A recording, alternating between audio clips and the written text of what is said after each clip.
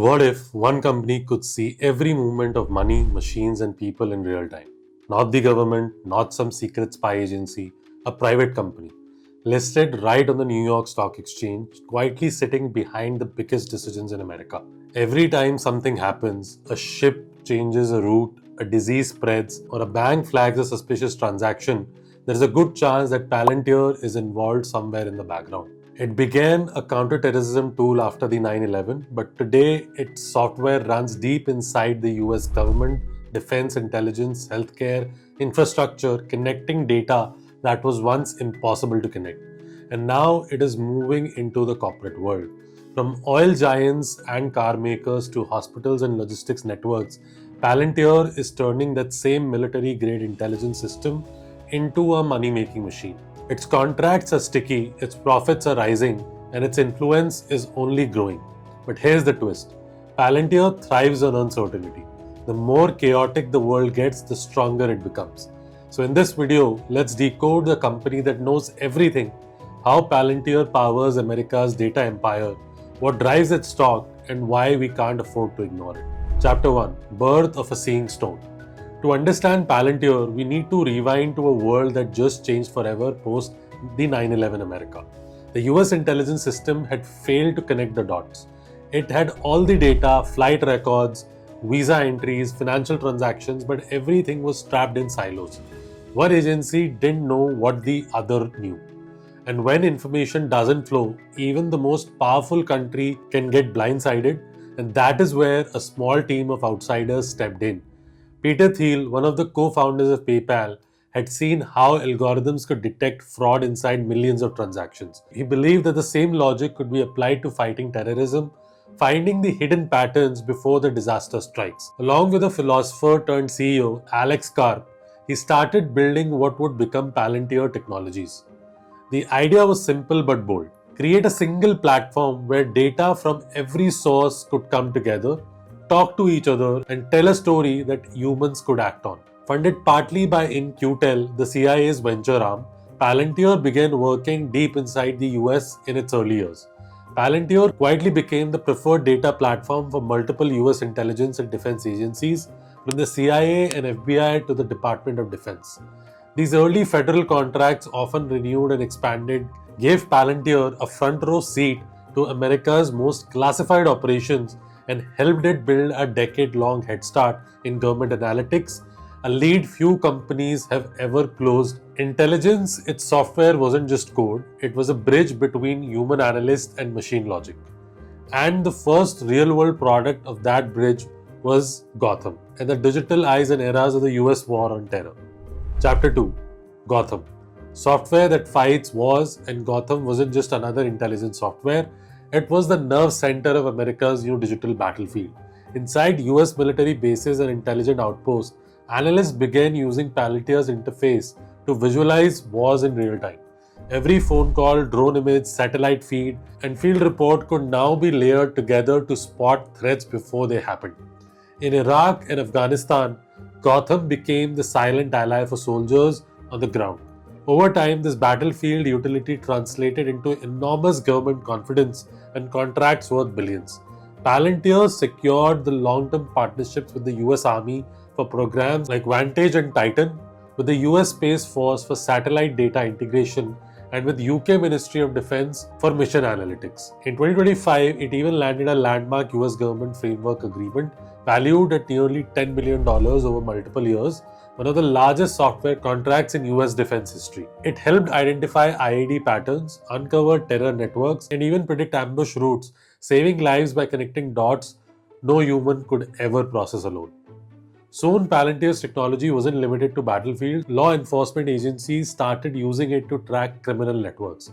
Financial regulators used it to trace money laundering, and intelligence teams across allies from the UK to NATO adopted the platform to power their missions. What made Gotham irreplaceable wasn't just accuracy, it was the adaptability as well.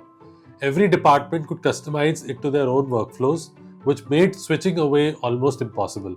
That is why even today, Palantir's government contracts run into hundreds of millions and last for years. But while Gotham made Palantir indispensable to the state, but it also trapped the company in a single world secret classified, and slow to grow. These deals weren't just about revenue, they cemented Palantir's role as an operating backbone of Western defense, a position that competitors like C3.ai or Booz Allen Hamilton have struggled to match in scale or strategic depth. The next challenge was clear. How do you take a war-tested platform built for soldiers and make it useful for CEOs? That question gave birth to Foundry. Chapter 3. Foundry, from spy tool to corporate OS. Foundry was Palantir's bold leap from the battlefield to the boardroom. If Gotham was designed for intelligence agencies hunting threats, Foundry was built for corporations chasing efficiency. The logic was the same. Fuse every strand of data and make it usable for real time. But the battlefield had changed now, it was business. Inside the most big companies, data lives in chaos. Sales has its own system, finance is another, operations is another, and none of them talk. Foundry promised to unify that chaos. It could pull information from thousands of database, spreadsheets, and software tools, clean it, merge it, and then visualize everything on one single dashboard. For a manufacturing giant, that meant tracking every nut and bolt across global supply chains. From an airline, it meant monitoring aircraft parts, routes, and the maintenance schedules with precision. During pandemic, the UK's NHS used Foundry to manage ICU capacity, track oxygen supply, and plan vaccine rollouts, a system that directly influenced how hospitals saved lives. The NATO contracts opened doors across the globe.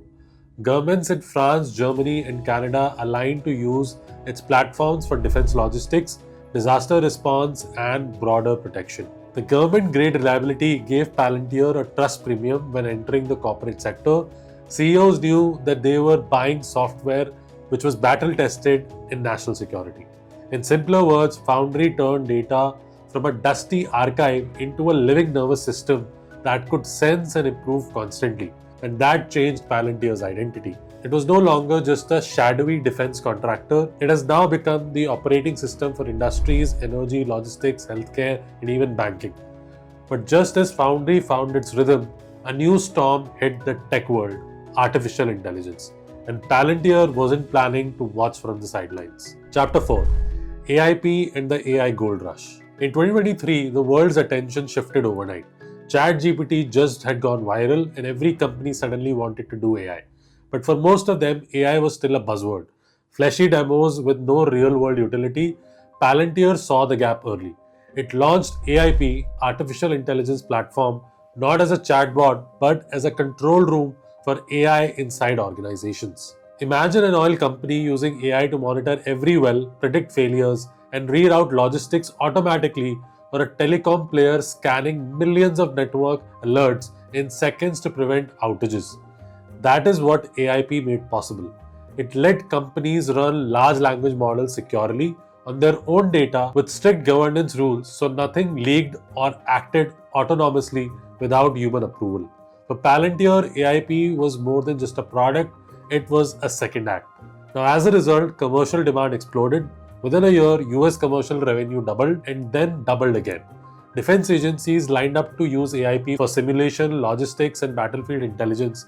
Here again, Palantir's decade of defense integrations gave it a decisive first mover advantage. While other AI startups were still pitching prototypes, Palantir was deploying AIP directly inside classified environments across US and NATO allies. The company's long-standing clearances and compliance infrastructure made it the only AI vendor capable of scaling secure large language model applications inside defense and intelligence systems. Now, Wall Street noticed all of this. Palantir, once dismissed as a slow-growing government contractor, was now being called the purest AI play in America. Its revenue were climbing, margins expanding, and cash piles growing, all without debt. AIP didn't just revive Palantir's business, it reignited the story. And on Wall Street, stories moved mountains. Chapter 5. Palantir on Wall Street. Why did the stock go crazy? When Palantir went public in 2020, it wasn't the typical Silicon Valley IPO. It chose a direct listing, no hype, no roadshows, just quiet confidence. The stock started around $10 and for a while that is where it stayed. Then came the first wave of excitement. Investors were fascinated by a secretive company backed by the CIA, now open to the public. The stock shot up, doubling within months, but just as quickly, the shine wore off. By 2022, Palantir shares had crashed nearly 80%. Critics said it was all talk, no profits, too dependent on government contracts, too slow to grow commercially. Then came the AI wave. With AIP's launch, everything flipped. Palantir finally turned profitable, revenues jumped, margins improved. Investors also began to notice a hidden strength and visibility. With government and enterprise contracts often spanning 5 to 10 years, Palantir's revenue pipeline became usually predictable for a software company of its size. Its backlog of signed deals now runs into billions, giving the firm kind of cash flow security that allows it to invest heavily in AI research without taking on debt. And suddenly, this once forgotten defense contractor was being mentioned alongside Nvidia and Microsoft in the AI conversation. The stock exploded, soaring more than 20x from its lows at one point. For long term holders, it was vindication. For latecomers, a lesson in volatility. Even today, Palantir trades at valuations that make traditional investors uneasy. But that's the thing about narrative driven stocks. They run on belief as much as on balance sheets, and Palantir's beliefs runs deep. It's not seeing software, it is selling the future of decision making itself. Next, we explore the paradox why the world's chaos is Palantir's fuel. Chapter 6: Power, Chaos, and the Paradox of Palantir. Now, this company doesn't just operate in chaos, it profits from it. Every time the world gets more unpredictable, a war breaks out, a pandemic spreads, a supply chain collapses, the need for Palantir systems grows stronger. Its software is built for uncertainty. It thrives where data is messy, urgent, and high stakes. Think about it. When US military plans missions, when government predicts cyber attacks, or when hospitals manage national vaccine drives, Palantir's platforms are quietly at work. The same algorithms that once hunted terrorists are now optimizing logistics, protecting critical infrastructure, and powering modern economies. Today's Palantir's footprint extends far beyond US borders. Its software supports multiple NATO countries and allied governments, integrating defense logistics and intelligence coordination across continents. But that power comes with a shadow. Critics argue that Palantir's technology blurs the line between protection and surveillance. When a company can integrate data across borders, agencies, and lives, who watches the watcher? Now, that is the paradox. Palantir exists to create order out of chaos, yet it also feeds on that chaos. The more volatile the world becomes, the more valuable its insights get. For investors, this makes Palantir unlike any other tech stock. It's not just about growth or valuation, it is about geopolitics, national security, and data dominance. In a world that runs on information, Palantir is the company wiring the nervous system. But should you, as an investor, trust the company that sees everything? From counterterrorism experiment born in the shadow of 9/11, one of the Wall Street's most watched AI companies, Palantir's journey is nothing short of cinematic. For the last few years, Palantir has signed multi-country government contracts, including $10 billion US government agreement and a multi-year partnerships across France, Germany, and the UK. Together, these deals form a steady recurring revenue base that keeps its financial engine humming even when the private sector demand cools. It started with a mission to help America see the unseen. 2 decades later, that same mission has expanded to every corner of modern life. From governments defending borders to corporations managing supply chain, Palantir software has become the invisible infrastructure of decision making. For investors, it's a fascinating paradox. It is a company that makes money from the world's uncertainty, and yet its own stock remains one of the most unpredictable on the market. Profitable, yes. Promising, definitely. But also volatile, political, and polarizing. So, how should an Indian investor look at Palantir? Not a sure bet, but a window into the future of how nations and businesses think.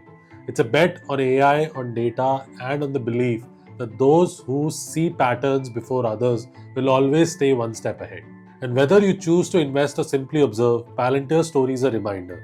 In today's world, knowledge isn't just power, it's profit. If you would like to see more documentary-style breakdowns of companies like Palantir, subscribe for more such deep dives on companies redefining the world economy. Investment in securities market are subject to market risks. Read all the related documents carefully before investing.